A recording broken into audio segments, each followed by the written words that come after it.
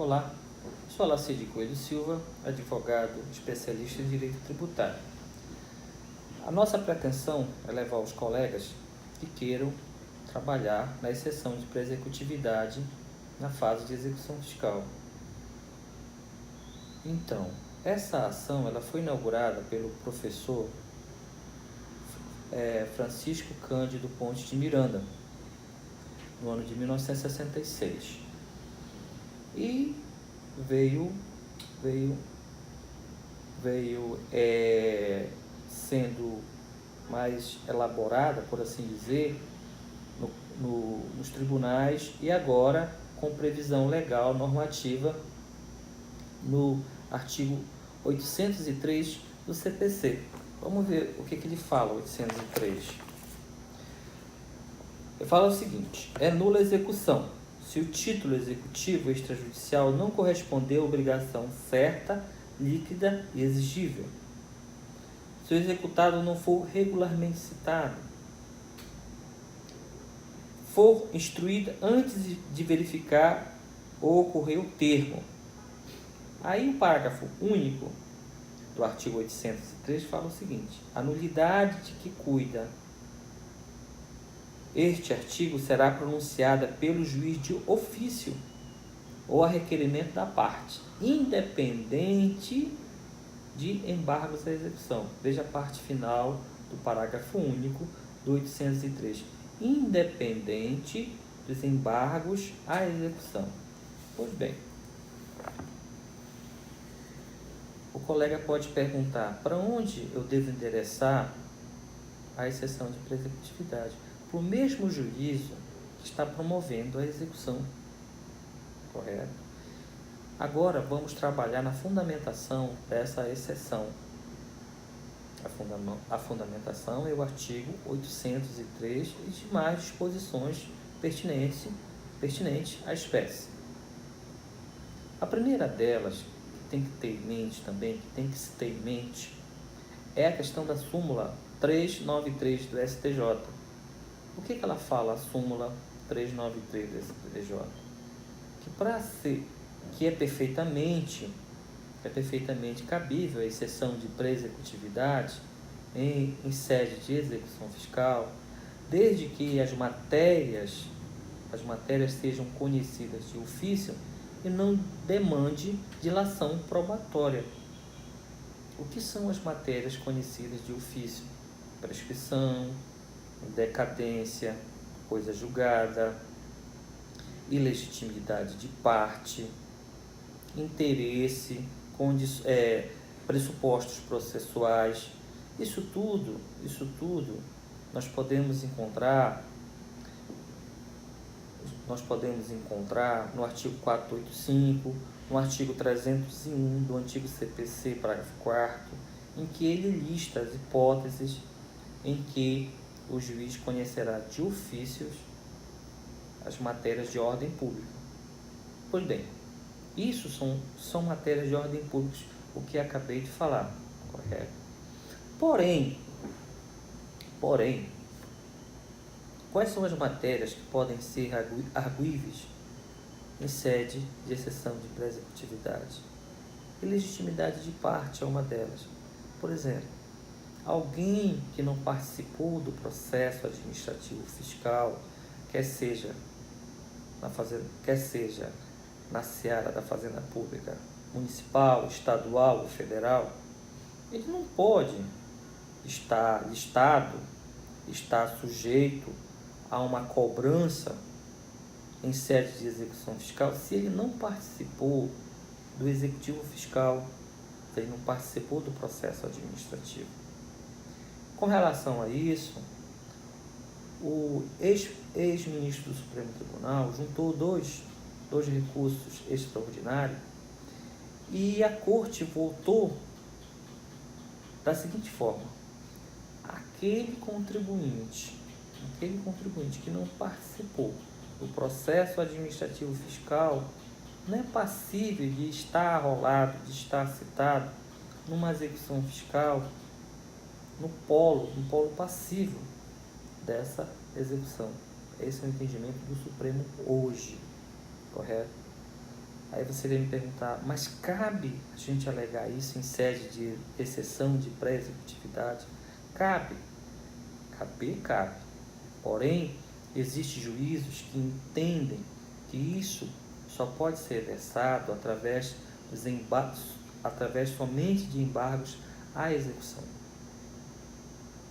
Não por isso é importante destacar que a Lei 6830 ela traz hipóteses assim muito curtas, ou seja, muito diminutas, taxativas de você se defender em sede de execução fiscal. Os embargos à execução é correto, mas ele só é possível quando o executado garante a dívida. Isso aí é o requisito do artigo 16 da 6830, que dispõe só poderá opor os embargos se tiver garantido do juízo. Se não tiver garantido o juízo, você não pode opor os embargos.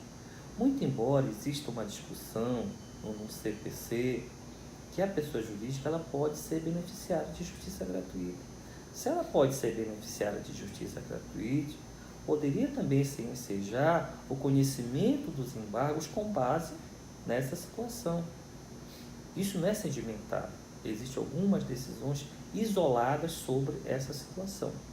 Pois bem, voltando para a execução fiscal, quando o contribuinte, o executado, recebe o mandado para pagar o nome a benção penhora em 5 dias, nesses 5 dias, você pode, como uma das formas de defesa, de impugnação da execução fiscal, se opor através da exceção de pré-executividade, correto? Pois bem, tem outra situação em que a Fazenda Pública ela goza de umas certas prerrogativas. Quando o título que embasou a certidão de dívida ativa, ele chega ao conhecimento do juízo, ele goza relativamente de presunção legal, relativamente, porque o próprio CTN fala que a relação aqui, que a presunção é relativa, ela pode ser oposta, digamos, por um pagamento, por uma prescrição, por uma decadência, em que você tem que arguir no corpo dessa exceção de pré-executividade. É uma das condições que você pode alegar no mérito da exceção de pré-executividade um fato extintivo da obrigação. Qual seria a prescrição? Um fato impeditivo da obrigação. Qual seria o pagamento? Olha, estão me cobrando, mas eu já paguei essa dívida. Correto? Outra coisa, é muito comum a exceção, a execução fiscal, ela não acompanhar o processo administrativo. Como que o executado ele vai se defender em sede de execução fiscal se ele não tem o processo administrativo, se ele não tem o início, o nascimento do fato gerador daquela obrigação? É isso? Ele só pode se defender daquela situação que efetivamente existe. E o passo inicial do fato gerador, do apuratório do fato gerador, das impugnações e tudo mais, é o processo administrativo, que é feito em sede administrativa do município, do estado ou da União. Geralmente, as execuções, elas não trazem esse processo administrativo. O executado pode alegar isso em sede de exceção de pré-executividade? Pode. E pode alegar tudo que se tem lá como débito. Certo? Por quê? Porque um processo administrativo mal instruído, ele não vai dar certeza, liquidez e exigibilidade da certidão de dívida ativa, de forma nenhuma. Correto? Em suma, o que são esses requisitos exigidos pelo artigo 803 do CPC? Certeza é que não paire dúvida quem é o sujeito passivo, quem é o sujeito ativo. Líquido é aquela situação em que você pode mensurar o tamanho da sua dívida, o quanto da sua dívida. E exigível é que efetivamente você deixou de pagar no tempo certo essa dívida, ou seja, ela está vencida. Então, trocando em miúdos, o que significa certo, líquido e exigível são essas situações que eu acabei de colocar aqui, correto? O professor Cândido Rangel Dinamarca, ele fala que são os requisitos, não é do título executivo, é da obrigação. Esse é o entendimento do professor Cândido Rangel Dinamarca, no livro Teoria Geral do Processo. Bem, e por outra, esses requisitos do título extrajudicial, ele não tem presunção absoluta, a presunção dele é relativa. O próprio CTN fala que a presunção é relativa, podendo ser rechaçada, podendo ser oposta por meios hábeis, como por exemplo, olha, estão me cobrando aqui uma dívida que eu já paguei. Você junta através dos embargos, da exceção de pré-executividade,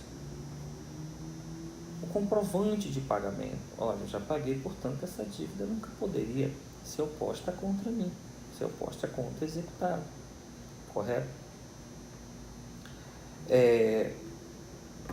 Outra situação é o seguinte: quando esse título ele foi objeto de ação de inconstitucionalidade no Supremo Tribunal Federal e ele se encontra fulminado, porque o Supremo disse, olha, esse título aqui ele não é legal, porque afrontou isso e aquilo. Bem, se ele não é legal, ele não tem os requisitos de certeza, de liquidez e exigibilidade, né, que contempla a execução fiscal. O artigo 535, parágrafo 5º do CPC, ele traz essa disposição, certo? Ele traz essa disposição e seria muito bom o colega que esteja produzindo a exceção de pré-executividade levantar essa questão, correto?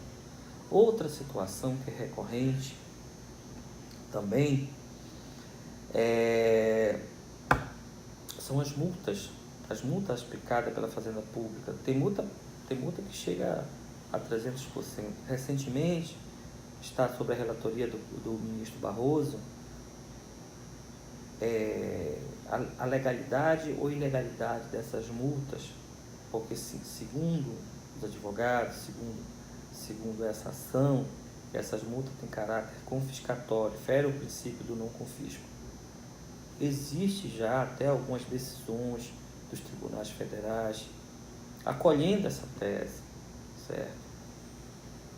E você pode alegar isso juntando essa jurisprudência, correto? E é muito comum também a não juntada por parte da Fazenda Pública dos processos administrativos. Como é que eu vou me defender de uma coisa que eu não consigo vislumbrar no processo executivo, no processo de execução, na ação de execução? É impossível. Ninguém se defende de uma coisa que não existe. Só existe a certidão de dívida ativa. E como ela foi feita, como essa planilha foi realizada, correto? Por vezes existem situações que a Fazenda coloca na certidão de dívida ativa tributo que não é legítimo ser cobrado daquela pessoa, como por exemplo o IPI ser cobrado de pessoa física. Como? Então isso é comum acontecer. Ou, digamos, cobrar uma dívida paga. Também é comum acontecer. Correto? E existem situações, por exemplo, que a dívida está sendo cobrada em nome de um falecido. Como que ele vai se defender aí? No caso, já já muda de figura, né? Tem que informar para o juiz, suspender o processo e tal, e a jurisprudência entende que tem aquela execução ali, ela tem que ser extinta e tem que ser proposta outra execução agora em face do espólio. Mas é uma outra situação. Vamos lá.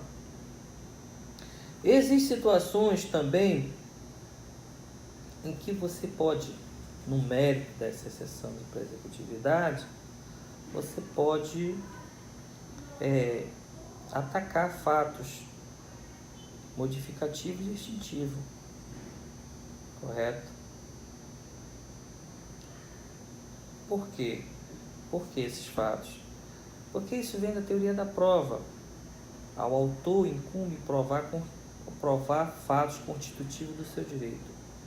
E ao réu, fatos impeditivos, modificativos e extintivos do direito do autor. Nessa mesma situação, o professor Hugo de Brito Machado, ele entende que assim como acontece no Código de Processo Civil, essa mesma sistemática, esse mesmo entendimento, ele se desloca também para a seara fiscal, correto? Então, fato extintivo, o pagamento. O outro fato extintivo, a prescrição, a decadência. Mas isso tem que ser muito bem indicado na petição de ingresso, no caso a exceção de pré-executividade, para que haja um convencimento do juízo em anular a execução fiscal, correto? Bem, já no pedido da sua exceção de pré-executividade, você tem que pedir que anule a execução, conforme o artigo 803. Tem que pedir que anule a execução e condene a fazenda à sucumbência. Ou veja só o entendimento do STJ. Se a exceção de pré-executividade ela for deferida, ela for julgada procedente, a fazenda há de ser condenada na sucumbência. E se ela for indeferida pelo juízo, quem opôs a exceção não vai ser condenado em sucumbência. Esse é o entendimento hoje do STJ sobre a questão da sucumbência na exceção de pré-executividade. Então, falamos sobre a exceção de pré-executividade em sede de execução fiscal. Nós vamos disponibilizar nosso e-mail, né, para que eventual dúvida os colegas ou quem se interessar pela matéria pode entrar em contato com a gente. Muito obrigado.